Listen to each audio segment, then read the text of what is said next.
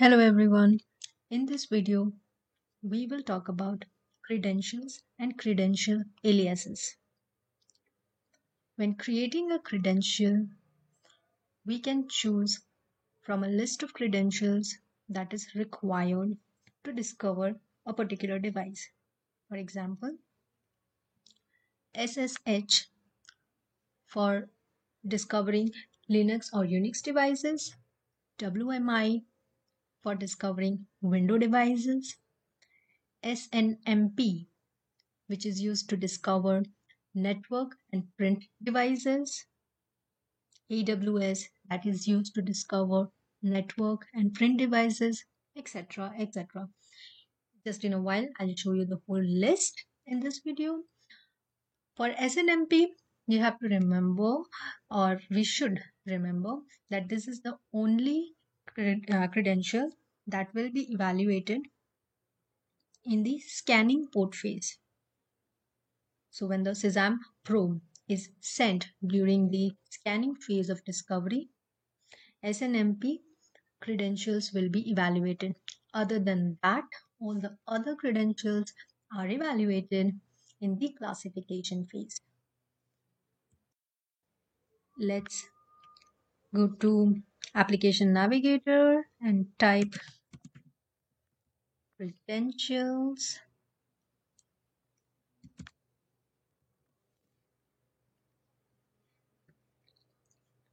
And here under credentials, you can see connection and credential aliases.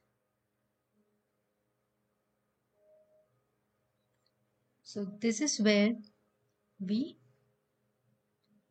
add new credential that we can use or that we want to use. So the credentials that we create here, we use it when we are scheduling discovery schedules. And how to create credentials, click on new. Suppose this is for Windows server, type credential.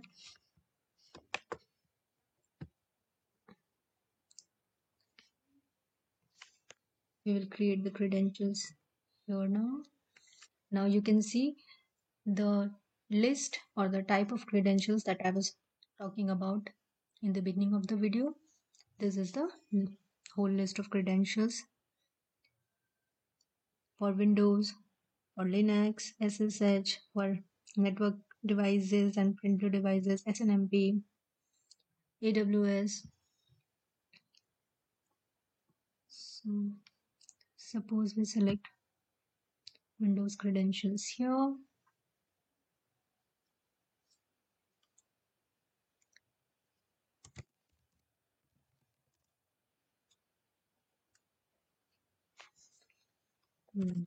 Server, username, you can give anything.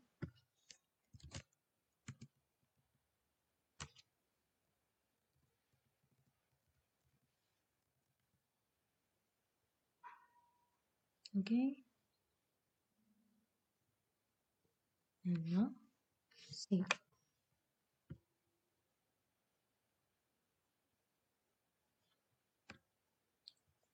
So this is how you have created your credential. Now how you can use your created credentials when you are scheduling discovery. Let's go to discovery. We will also talk about why it is needed. Why are we doing this? Of course, we'll do that.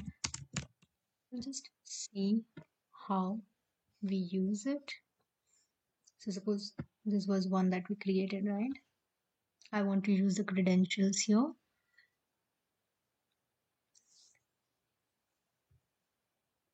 This is, let me zoom it for you. This is where in the form you see credential aliases. Okay. Now,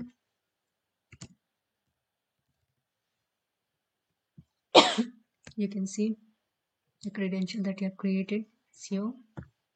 Lock.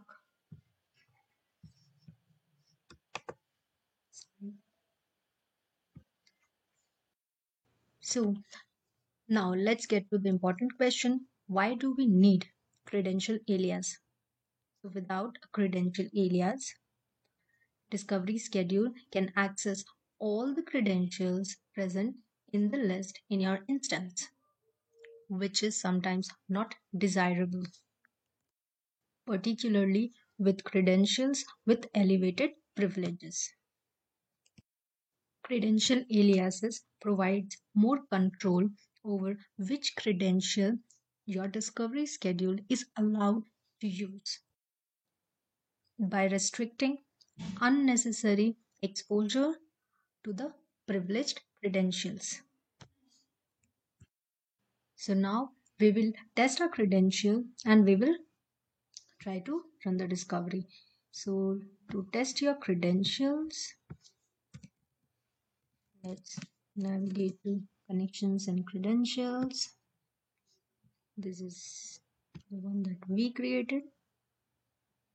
Okay, let's go inside. You can see there is this test credential here in the bottom left. Click on that. Give the IP address for this is for Windows 135 mid server that you have.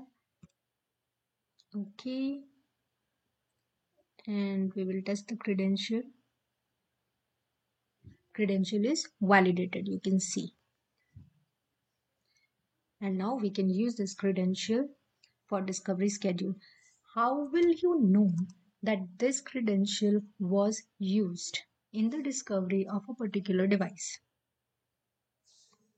So this is again very important question, and the answer is discovery IP affinity. So once this credential is used to discover a particular device through a discovery schedule, you will see the details about that particular device here under the discovery IP affinity. So the next time when you are trying to discover the same device,